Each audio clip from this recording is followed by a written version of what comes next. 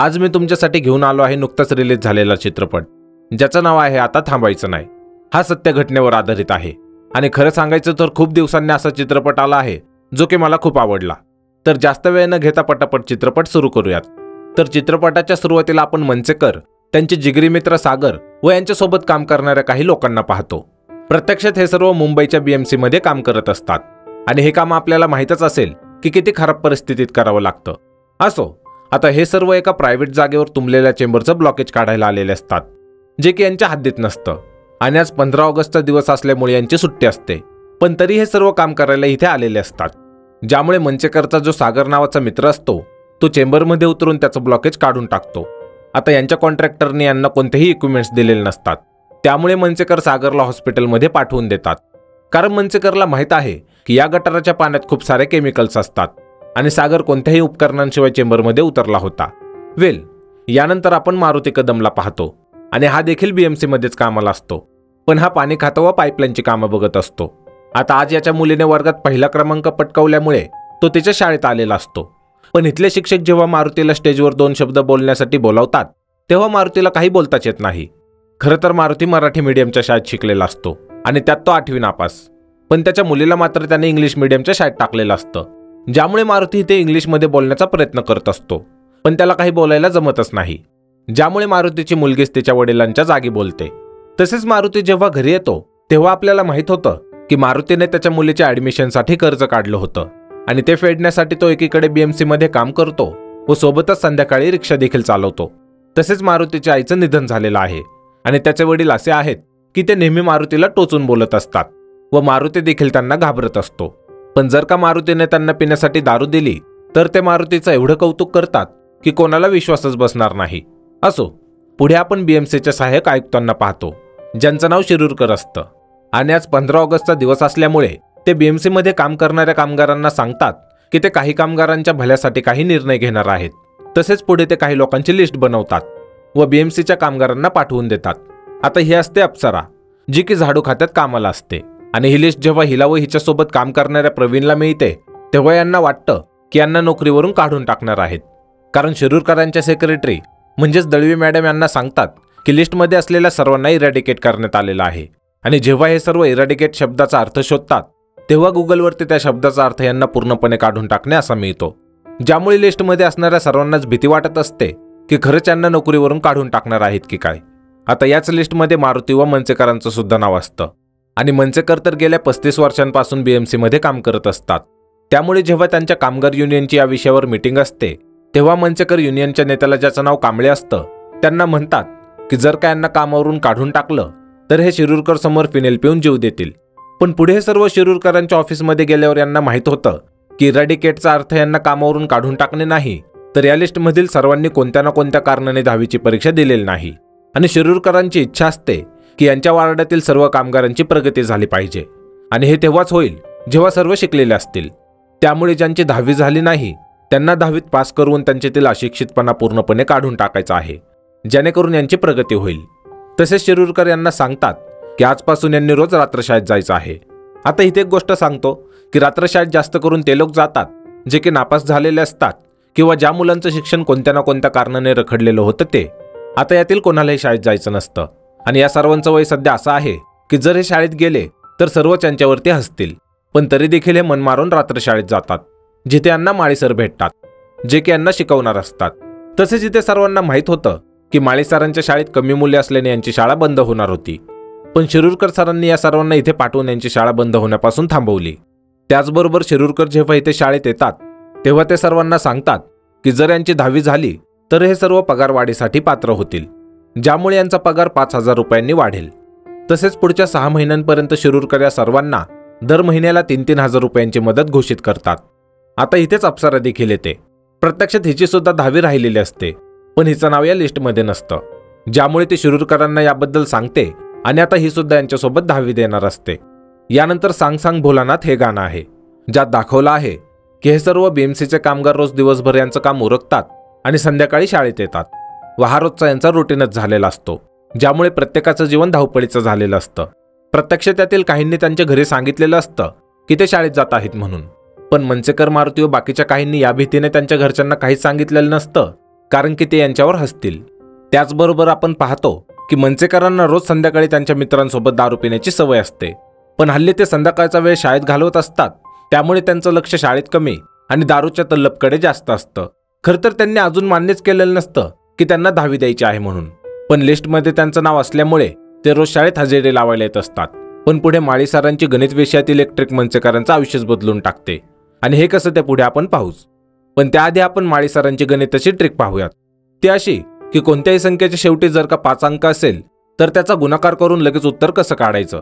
आणि याचंच उदाहरण ते देतात की 35 गुणिले 35चा गुणाकार करताना पहिला जो 3 अंक आहे त्याला त्याच्या पुढच्या अंकाने आधी गुणायचं, म्हणजे 3 गुणिले 4 जे होतात 12. तसेच या उत्तराला बाजूला ठेवून पुढचा 5 अंक घ्यायचा व त्याला 5नेच गुणायचं, ज्याचं उत्तर येतं 5 5 25. आणि आता 3ने 4 अंकाला गुणलेलं उत्तर व 5 अंकाने 5ला गुणलेलं उत्तर एकत्र लिहायचं, आणि हे आपल्याला मिळालेलं उत्तर असेल आपलं मुख्य उत्तर, जे येतं 1225. आता ही ट्रिक मी खास करून यासाठी एक्सप्लेन केली आहे की याने तुम्हाला सुद्धा याचा उपयोग करता यावा.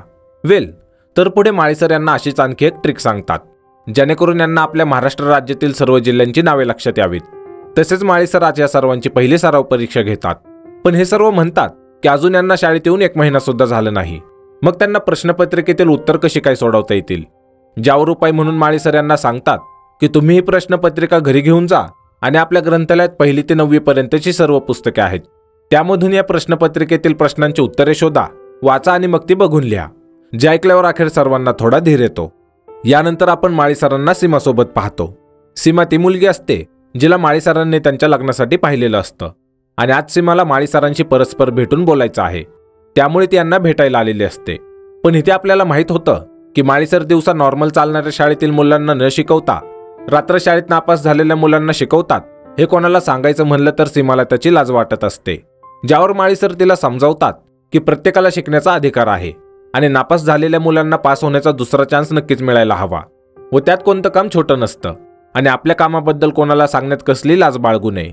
जे ऐकून सीमा खूप इम्प्रेस होते. तसेच दुसरीकडे दाखवतात की सर्वांना प्रश्नपत्रिका सोडवायची असते, ज्यामुळे प्रत्येकजण आपापल्याप्रमाणे ती सोडवायला घेतो. पण मंचेकर काही त्या प्रश्नपत्रिकाला फारसं गांभीर्य देत नाही, आणि ती प्रश्नपत्रिका ते न सोडवताच बाजूला ठेवून देतात. त्याचबरोबर ते त्यांच्या मित्राला म्हणजे सागरला भेटायला हॉस्पिटलमध्ये जातात, ज्याला चित्रपटाच्या सुरुवातीला मंचेकरांनीच हॉस्पिटलमध्ये पाठवताना आपण पाहिलं होतं. असो, इथे सागरचा मुलगा सुद्धा असतो, त्यामुळे मंचेकर त्याला बडबड करायला लागतात की त्याचे वडील हॉस्पिटलमध्ये असून देखील तो त्याच्या वडिलांकडे लक्ष देत नाही म्हणून. पण सागरचा मुलगा मंचेकरलाच झापतो, कारण मंचेकर त्यांच्या सुनेवर लक्ष देत नाही म्हणून, ज्यामुळे मंचेकरला शर्मेने मान खाली करावी लागते. प्रत्यक्षात मंचेकरच्या मुलाचं निधन झालेलं असतं, ज्यामुळे मंचेकरची सून विधवा झाली. पण आता ते स्वतःला व्यस्त ठेवण्यासाठी पावभाजीची गाडी चालवते. त्याचबरोबर यांच्या एरियातील राजेश नावाचा एक गॅरेजवाला असतो, त्याच्यासोबत ती रिलेशनमध्ये असते, आणि यामुळेच हॉस्पिटलमधून घरी आल्यावर मंचेकर तिला त्या गॅरेजवाल्या राकेशबद्दल विचारतात, ज्यावर ते सांगते की ते आयुष्यभर एकटी राहू शकत नाही, तिला सुद्धा असा कोणी जवळचा हवा आहे जो पुढे तिची साथ देईल. आता मंचेकरला अपेक्षा नसते की त्यांची सून त्यांना असं स्पष्टपणे उत्तर देईल, त्यामुळे ते रागात घरातून निघून जातात. प्रत्यक्षात मंचेकरला दारूचं व्यसन असल्यामुळे व ते त्यांच्या नातवाकडे जास्त लक्ष देत नसल्यामुळे त्यांची सून त्यांना हवा तसा मानसन्मान देत नसते, आणि हेच मंचेकरला आवडत नाही. त्याचबरोबर मंचेकर गटार नाले साफ करतात म्हणून त्यांच्या अंगाचा नेहमी घाणेरडा वास येत असतो, जे की त्यांच्या नातूला आवडत नसतं, आणि त्यांच्या नातूचे मित्र नेहमी त्याला यामुळे चिडवत असतात, व यामुळेच त्यांचा नातू देखील त्यांच्याशी नीट बोलत नसतो. असो, यानंतर दाखवतात की माळी सरांनी सर्वांना ज्या प्रश्नपत्रिका सोडवायला दिल्या होत्या ते त्या तपासत असतात, ज्यामधील भरपूर अशी उत्तरं असतात की ती या सर्वांनी चुकीची लिहिलेली असतात, ज्यामुळे ते मारुतीला फळ्यावर त्यातील एका प्रश्नाचं उत्तर लिहायला सांगतात, कारण हे प्रश्न जर का पुन्हा परीक्षेत आले तर त्यांना उत्तर लिहिता यावं. पण इथे फळ्यावर उत्तर लिहित असताना मारुतीला अचानक चक्कर येते व तो खाली पडतो, ज्यामुळे मंचेकर माळी सरांवर चिडतात आणि त्यांना खूप झापतात. तसेच ते म्हणतात की शिकल्यामुळे ना त्यांची नोकरी बदलणार ना काम, जे आत्ता त्यांच्या आयुष्यात चालू आहे तेच नंतर देखील चालू असेल. सोबतच ते सर्वांना म्हणतात की उद्यापासून कोणीही शाळेत यायचं नाही, ज्यामुळे सर्व BMC कामगार ही शाळा सोडून घरी जातात. आता सर्व विद्यार्थी गेल्यामुळे माळी सरांना खूप दुःख होतं, पण तरी देखील ते या आशेने दुसऱ्या दिवशी शाळेत येऊन बसतात की त्यातील कोणी ना कोणी पुन्हा शाळेत शिकायला येईल, पण कोणीच येत नाही. तसेच माळी सर पुढे शिरूरकरांना भेटतात. प्रत्यक्षात ते सांगायला आलेले असतात की कोणीही शाळेत येत नाही व ते दुसरीकडे नोकरी शोधत आहेत. पण त्याआधी ते शिरूरकरांना विचारतात की तुम्ही शिक्षणासाठी याच कामगारांना का निवडलत. ज्यावर शिरूरकर त्यांनी पाहिलेला एक प्रसंग सांगतात की एकदा एक पाण्याची पाईपलाईन फुटली होती आणि त्यातून खूप पाणी वाया जात होतं व त्यांच्या टीममधील कोणत्याही बीएमसी कामगाराला ते पाणी थांबवता येत नव्हतं. आणि तेवढ्यात कुठून तरी मारुती आला व त्याने काहीतरी युक्ती लावून तात्पुरती का असेना ती पाणीगळती थांबवली. ज्यामुळे त्यांनी ठरवलं की जर मारुतीसारखे लोक कमी शिक्षण घेऊन सुद्धा इतकं चांगलं काम करू शकतात तर त्यांना चांगलं शिक्षण मिळाल्यावर तर ते बीएमसीमध्ये त्यांच्या टॅलेंटने भरपूर बदल घडवू शकतील. आता माळी सर सांगून टाकतात की विद्यार्थी शाळेत येत नाहीयेत व ते दुसरीकडे नोकरी शोधण्याचा प्रयत्न करत आहेत. ज्यावर शिरूरकर त्यांना समजावतात की जर त्यांनी ठरवलं तर विद्यार्थी परत येऊ शकतात, ज्यासाठी ते माळी सरांना विद्यार्थ्यांना समजवण्याचा सल्ला देतात. तसेच ते माजी मुख्यमंत्री सुशीलकुमार शिंदे व ज्येष्ठ कलाकार मच्छिंद्र कांबळींचं उदाहरण देतात की त्यांचं शिक्षण कमी होतं म्हणून त्यांनी रात्र शाळेत जाऊन खूप मेहनत करून शिक्षण घेतलं व पुढे ते मोठमोठे हस्ती झाले. आता पुढे आपण पाहतो की माळी सर मंचेकरांना समजावण्यासाठी जातात, जिथे यांच्यात बोलणं सुरू असताना मंचेकर सांगतात की शिकून कोणाचंही भलं झालं नाही. ज्या शिकलेल्या लोकांसाठी हे नाले साफ करतात ते यांना अशी वागणूक देतात की ते माणूस नाही तर गटारातील जनावर आहेत. मी त्यांनीच टाकलेली घाण साफ करतो, पण त्यांना माझ्या अंगाचा वास येतो म्हणून ते माझ्यापासून दूर जातात. आणि जर शिकलेले लोक असे वागत असतील तर त्यांना शिकायचं नाहीये. सोबतच ते त्यांच्या नातूबद्दल सांगतात की त्यांच्यामुळे त्यांच्या नातूला देखील त्याचे मित्र खेळायला बोलवत नाहीत, कारण त्यांनाही माझ्या अंगाचा वास येतो. आता माळी सर मंचेकरांना समजावतात की जर तुम्ही शिकलात तर तुमच्या नातूला भविष्यात तुमच्या या विचाराने अभिमान वाटेल की त्याच्या आजोबाने गरिबीत न लाजता काम करून त्याच्या भविष्यासाठी खूप मेहनत केली. त्याचबरोबर ते हे सांगून इथून निघून जातात की ही तुमची शेवटची संधी आहे, तुमचं येणारं भविष्य सुधारण्यासाठी व चांगलं करण्यासाठी. त्याचबरोबर दुसरीकडे दाखवतात की मारुतीच्या वडिलांना देखील माहीत झालेलं असतं की मारुती शाळेत जात नाहीये. त्यामुळे ते मारुतीला सांगतात की तू पुन्हा शाळेत जा आणि शिक्षण पूर्ण कर. प्रत्यक्षात मारुतीला शिक्षणाच्या आधीपासूनच आवड होती, पण जेव्हा तो 8वीला होता तेव्हा अचानकच त्याची आई आजारी पडली आणि त्यावेळी मारुतीच्या वडिलांकडे औषधोपचारासाठी पैसे नव्हते. पण तशा परिस्थितीत सुद्धा मारुतीच्या आईने मारुतीच्या वडिलांना सांगितलं की माझ्यावर खर्च न करता मारुतीच्या शिक्षणावर खर्च करा. पण पुढे मारुतीच्या आईचं निधन झालं व मारुती सुद्धा 8वीत नापास झाला आणि नंतर मारुतीने शाळा सोडली. पण आता त्याला पुन्हा संधी मिळाली आहे तर त्याने शिकावं अशी मारुतीच्या वडिलांची इच्छा असते. तसेच मारुतीला हे माहीत झाल्यावर मारुती त्याच्या वडिलांना वचन देतो की तो पुन्हा शाळेत जाईल. आता इकडे अप्सरा व जयश्रीला दाखवतात, ज्या की एका सोसायटीतील बाईला समजावून सांगत असतात की ओला कचरा व सुका कचरा वेगवेगळ्या देत जा म्हणून. पण त्या बाईला ओला व सुका यातील फरकच कळत नसतो आणि यातच या बाईची व या दोघींची इथे किरकिर होते.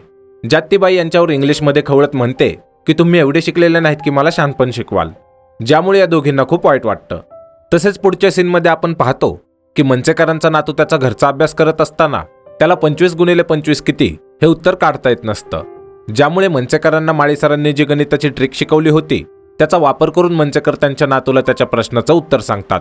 ज्यामुळे अभि म्हणजेच मंचेकरांचा नातू त्यांना विचारतो की हे तुम्हाला कसं माहीत. तसेच आज खूप दिवसांनी पहिल्यांदा अभि मंचेकरांना बोलत आहे हे पाहून मंचेकर खूप आनंदी होतात आणि इथेच मंचेकरांच्या सुनेला त्यांची ती प्रश्नपत्रिका मिळते जी की माळी सरांनी मंचेकरांना सोडवाय दिली होती, पण ती सोडवली नव्हती. ज्यामुळे अभिला माहीत होतं की त्याचे आजोबा शाळेत जातात आणि याचं त्याला खूप कौतुक वाटतं. आता मंचेकर शाळेत जातात म्हणून त्यांची सून व त्यांचा नातू त्यांचा आदर करत आहे हे जाणून मंचेकर पुन्हा रात्र शाळेत जातात, जिथे आपण पाहतो की जेवढे पण बीएमसी कामगार माळी सरांचा वर्ग सोडून गेले होते ते सर्व पुन्हा वर्गात आलेले आहेत आणि हे सर्व परत आलेत म्हणून आता माळी सरांना सुद्धा खूप आनंद होतो. आता इथेच माळी सर या सर्वांना सांगतात की हे सर्व परत आलेत म्हणून त्यांचं खूप मोठं नुकसान झालं, कारण त्यांना एका ठिकाणी 34,000 रुपयांची नोकरी मिळत होती. पण हे सर्व परत आले आहेत त्यामुळे त्यांना ती नोकरी करता येणार नाही आणि इथे तर यांना फक्त 9,000 पगार असतो. प्रत्यक्षात सीमाने माळी सरांसाठी तिच्या कामाच्या ठिकाणी 34,000ची नोकरी शोधलेली असते आणि माळी सरांनी तिला शब्द दिलेला असतो की ते नवीन नोकरीच्या ठिकाणी इंटरव्ह्यूसाठी नक्की जातील. पण आता विद्यार्थी पुन्हा शाळेत आल्यामुळे ते इंटरव्ह्यूसाठी जातच नाहीत. तसेच आज माळी सर यांना इंग्रजी विषय शिकवतात, ज्यात ते जयश्री व अप्सराला ओला आणि सुका कचरा वेगळा कोण करणार हे वाक्य इंग्रजीत कसं बोलायचं ते शिकवतात. जास्त who will separate wet and dry waste. त्याचबरोबर हे वाक्य शिकल्यावर अप्सरा व जयश्री त्याच सोसायटीत जातात जिथे यांचा अपमान झाला होता आणि तिथे इंग्रजीमध्ये ओला व सुका कचरा वेगळा कोण करणार याचा प्रचार करून त्या बाईसोबत यांचा बदला घेतात जिने यांचा अपमान केला होता. तसेच पुढे आपण पाहतो की मंचेकरांनी आता दारू सोडलेली आहे आणि ते त्यांचा संध्याकाळचा वेळ शाळेसाठी देतात. सोबतच आज या सर्वांच्या बँकेत 3,000 रुपये जमा होतात, जे शिरूरकरांच्या शिफारशीमुळे यांना मिळणार होते. आता इथेच माळी सरांना भेटायला सीमा येते, कारण हिने माळी सरांसाठी जिथे नोकरी पाहिली होती तिथे माळी सर गेलेच नाहीत. तसेच सीमा यांना काही बोलेल म्हणून माळी सरांनी सीमाला त्यानंतर फोनच नाही केला व यामुळे सीमा इथे आलेली असते. आता माळीसर सीमाची ओळख त्यांच्या विद्यार्थ्यांसोबत करून देतात. तसेच पुढे माळीसर सीमाची माफी मागतात आणि इथे सीमा माळीसरांना सांगते की ती त्यांना पसंत करते म्हणून. आता माळीसरांना तर सीमा पहिल्या दिवसापासूनच आवडत होती, त्यामुळे हे दोघे आता त्यांच्या घरच्यांना याबद्दल सांगणार असतात. पण सीमाचं म्हणणं असतं की यांनी आधी चांगल्या ठिकाणी यांच्या राहण्याची सोय करायला हवी आणि त्यानंतरच घरच्यांना सांगायला हवं. प्रत्यक्षात माळीसर सध्या त्यांच्या रूममेट सोबत राहत असतात आणि आता सीमासोबत राहण्याचा प्लॅन करण्यासाठी त्यांना जास्त पगाराची गरज लागणार, म्हणून ते याबद्दल बोलण्यासाठी शिरूरकरांकडे जातात. पण इथे शिरूरकर माळीसरांना एक सरप्राईज देतात. ते असं की सीमा जेव्हा माळीसरांना भेटायला आली होती तेव्हा त्यांच्या सध्याच्या परिस्थितीबद्दल त्यांच्या विद्यार्थ्यांना माहीत झालं, ज्यामुळे यांना शिरूरकरांमुळे जे या महिन्याचे 3,000 रुपये मिळालेले आहेत त्यातून 15,000 रुपये यांनी माळीसरांसाठी जमा केले व शिरूरकरांच्या हातून माळीसरांना मदत म्हणून देण्यास सांगितलं. कारण माळीसर खूप स्वाभिमानी व्यक्ती आहेत व त्यांनी यांच्याकडून पैसे घेतले नसते. तसे शिरूरकर देखील माळीसरांची मदत करण्यासाठी शिरूरकरांच्या आई सध्या जिथे राहत होत्या ते घर माळीसरांना राहण्यासाठी देतात, ज्यामुळे माळीसर खूप भावुक होतात. खरं तर माळीसर आधी हे घर घेण्यास नकार देतात, पण शिरूरकरांच्या आईने विनंती केल्यानंतर ते इथे राहण्यासाठी तयार होतात. त्याचबरोबर इथे चल रे माना जाऊ हे गाणं आहे, ज्यामध्ये दाखवलं आहे की माळीसरांचं लग्न होतं आणि ते व सीमा त्यांच्या नवीन घरात राहायला येतात. त्याचबरोबर जे मारुतीचं कर्ज होतं ते फेडण्यासाठी त्याची बायको, मुलगी व वडील त्याला पैशाची मदत करतात आणि आता मारुतीच्या कुटुंबात खूप आनंदाचं वातावरण आहे. सोबतच इकडे मनसेकर देखील खूप आनंदी आहेत, कारण त्यांचा नातू व सून आता त्यांना खूप रिस्पेक्ट देतात. तसेच मनसेकरांनी त्यांच्या सुनेच्या प्रियकराला देखील ॲक्सेप्ट केलेलं आहे. असो, पुढे आपण पाहतो की शिरूरकर व त्यांच्या वरिष्ठ अधिकाऱ्यांची एका जापनीज माणसासोबत मीटिंग असते आणि यात बीएमसीच्या खूप साऱ्या कामगारांना देखील बोलावलेलं असतं, कारण हे यांच्या वार्डात साफसफाई करण्यासाठी काही जापनीज मशीन मागवणार असतात आणि त्या मशीन कसं काम करतात ते हा जापनीज माणूस या कामगारांना समजावत असतो. पण आता सर्वांना भीती असते की या मशीन आल्यावर यांच्या नोकऱ्या जातील आणि यातच मनसेकर शिरूरकरांना सांगतात की त्यांनी बीएमसीमध्ये राहून भरपूर वर्ष नाल्यांची सफाई केलेली आहे, ज्यामुळे त्यांना समजलं की शिरूरकर ज्या मशीन नाले साफ करण्यासाठी मागवणार आहेत त्या मशीन अशा ठिकाणी नीट काम करू शकणार नाहीत जिथे 3 पाईपलाईन एकत्र येतात. आता शिरूरकरांना समजतं की हा प्रॉब्लेम मनसेकर व मारुतीस त्या जापनीज कंपनीच्या माणसाला बरोबर समजावू शकतात, त्यामुळे त्यांना त्या जापनीज माणसाला भेटवतात आणि इथे मनसेकर व मारुती त्या माणसाला त्यांच्या मशीनचा प्रॉब्लेम समजावतात, ज्यामुळे हे जापनीज कंपनीवाले त्यांच्या मशीनमध्ये मुंबईच्या नाल्यांप्रमाणे बदल करण्याचा निर्णय घेतात. आता यामुळे मनसेकर व मारुतीचा कॉन्फिडन्स खूपच चांगला वाढतो आणि हे पाहून त्यांच्यासोबतचे बीएमसीमध्ये काम करणारे यांचे मित्र देखील रात्रशाळेत त्यांचं ॲडमिशन करून देण्याची विनंती ते शिरूरकरांकडे करतात. यानंतर आपण पाहतो की या सर्वांची सराव परीक्षा होते, ज्यासाठी बोर्डाचे सुपरवायझर सुद्धा आलेले असतात आणि परीक्षा झाल्यानंतर जेव्हा हे विद्यार्थी माळीसरांशी बोलत असतात तेव्हा ते सांगतात की जे पुस्तकात प्रश्न होते त्याऐवजी यांना प्रश्नपत्रिकेत खूप फिरवून प्रश्न विचारण्यात आले होते आणि जर असेच प्रश्न बोर्डाच्या परीक्षेत आले तर हे नापास होतील अशी यांना भीती आहे आणि जर नापास झाले तर सर्व लोक यांच्यावर हसतील, ज्यामुळे यांना परीक्षा नाही द्यायची. आता हे ऐकल्यावर माळीसर म्हणतात की जर तुम्ही परीक्षा देऊन नापास झालात तर लोक तुमच्यावर हसण्याऐवजी एवढी मेहनत करून आजपर्यंत शिकलात व जर परीक्षेलाच नाही गेलात तर लोक तुमच्यावर जास्त हसतील. तसेच ते सर्वांना बोर्डाची परीक्षा देण्यासाठी खूप प्रेरित करतात, ज्यामुळे हे सर्व परीक्षा देण्यासाठी अखेर तयार होतात. त्याचबरोबर यानंतर आता थांबायचं नाही हे गाणं आहे, ज्यात दाखवलं आहे की यांच्या परीक्षेला आता फक्त 1 महिना राहिलेला असतो आणि या 1 महिन्यात हे खूप मन लावून अभ्यास करतात. तसेच जेव्हा यांच्या पहिल्या पेपरचा दिवस येतो तेव्हा त्याच दिवशी अप्सराच्या नवऱ्याला माहीत होतं की अप्सरा 10वीची परीक्षा देत आहे, ज्यामुळे तो तिच्याकडून तिचं हॉल तिकीट काढून घेतो आणि तिला परीक्षेला जाऊ देत नाही. प्रत्यक्षात अप्सराने तिच्या नवऱ्याला खोटं सांगितलेलं असतं की ती संध्याकाळी शाळेत नाही तर एका ठिकाणी घरकाम करायला जाते. पण तेवढ्याच जयश्री अप्सराला घेऊन जाण्यासाठी येते आणि जेव्हा त्या अप्सराच्या घरातील दृश्य पाहते तेव्हा त्या अप्सराच्या नवऱ्याला ही धमकी देते की परत जर का अप्सरावरती हात उचलला तर तुला खूप मारेल. तसेच त्या अप्सराच्या नवऱ्याकडून त्याचं हॉल तिकीट घेते व अप्सराला इथून परीक्षेसाठी घेऊन जाते. आता बघता बघता हे सर्व पेपर देतात आणि आता राहिलेला असतो फक्त शेवटचा पेपर आणि तो असतो 3 दिवसांनंतर. पण तेव्हाच यांना बातमी मिळते की यांच्यासोबत बीएमसीमध्ये काम करणारा मनसेकरांचा जिगरी मित्र सागर आता राहिला नाही. खरं तर बीएमसीवाले एक चेंबर साफ करत होते आणि तेव्हाच चेंबरमध्ये उतरलेल्या माणसाची दोरी तुटली, ज्यामुळे त्याला वाचवण्यासाठी सागर चेंबरमध्ये उतरला. पण यात त्या माणसासोबतच सागरचा देखील जीव गेला. तसेच या सर्वाचा जबाबदाऱ्यांचा कॉन्ट्रॅक्टर असतो, कारण त्याने यांना कोणतेही इक्विपमेंट्स दिले नव्हते व तसाच चेंबर साफ करायला सांगितलं होतं आणि जसं त्याला सागर व तो माणूस गेल्याचं कळालं तसा तो कुठेतरी पळून गेला. खरं तर हा कॉन्ट्रॅक्टर मंत्र्यांच्या खूप जवळचा माणूस असतो आणि जेव्हा ही बातमी टीव्हीवर येते तेव्हा मंत्री सर्व दोष कामगारांनाच देतात की ते अशिक्षित आहेत आणि त्यामुळे ते कोणतेही उपकरण न घेता चेंबरमध्ये उतरले होते म्हणून, ज्यामुळे सर्व बीएमसी कामगारांना राग येतो व जोपर्यंत त्या प्रायव्हेट कॉन्ट्रॅक्टरला अटक केली जाणार नाही तोपर्यंत यांच्या डेपोतून कोणताही कामगार कामावर जाणार नाही असं आंदोलन हे सर्व कामगार सुरू करतात, ज्यामुळे शहरात कचऱ्याचे ढीग वाढायला लागतात. तसेच शिरूरकरांची सुद्धा यांना साथ असते, ज्यामुळे त्या कॉन्ट्रॅक्टरला पाठिंबा देणारा मंत्री शिरूरकरांना भेटतो आणि त्यांना सांगतो की सर्व कामगारांना समजावून आंदोलन मागे घ्यायला सांगा, ज्यासाठी शिरूरकर नकार देतात. तसेच आंदोलनात पुढे 2 दिवस उलटतात व आज या सर्वांचा नागरिकशास्त्राचा शेवटचा पेपर असतो, पण तरीही आंदोलन करायला बसलेले असतात. आता पेपरची वेळ तर जवळ येत असते आणि यांना चिंता असते की आजचा पेपर हे सर्व देऊ शकतील की नाही. पण तेवढे त्यांचे कामगार नेते कांबळे इथे येतात आणि यांना परीक्षेला जायला सांगून स्वतः मोर्चा सांभाळतात. प्रत्यक्ष त्यांना अपेक्षा नसते की कांबळे यांच्या बाजूने आंदोलनामध्ये भाग घेतील म्हणून, कारण तो नेहमी कामगारांच्या बाजूने कमी आणि नेत्यांच्या बाजूने जास्त बोलायचा. पण आज त्याने देखील त्याची बाजू बदललेली असते. असो, यानंतर हे सर्व परीक्षा हॉलमध्ये जातात, जिथे प्रश्न सोडवत असताना मनसेकरांना त्यांच्या मित्राची म्हणजे सागरची खूप आठवण येत असते. पण तरी ते स्वतःला सावरतात आणि सर्व प्रश्नपत्रिका सोडवून येतात. तसेच काही दिवसांनी दाखवतात की यांच्या आंदोलनामुळे त्या कॉन्ट्रॅक्टरला अखेर अटक केली जाते आणि पुढे जेव्हा यांचा निकालाचा दिवस असतो तेव्हा हे सर्व 10वीत पास होतात. आणि जेव्हा हे माळी सरांना जाऊन भेटतात तेव्हा या सर्वांपेक्षा जास्त आनंद त्यांना होतो, कारण त्यांनी यांना शिकवण्यासाठी खूप मेहनत घेतली होती. सोबतच त्यांच्या आजूबाजूचे लोक यांचं कौतुक करतात. आणि यानंतर आपण पाहतो की जयश्री आता शिरूरकरांची सेक्रेटरी म्हणून काम करायला लागली आहे. तसेच माळी सरांच्या रात्रशाळेत विद्यार्थ्यांची संख्या खूप वाढली आहे.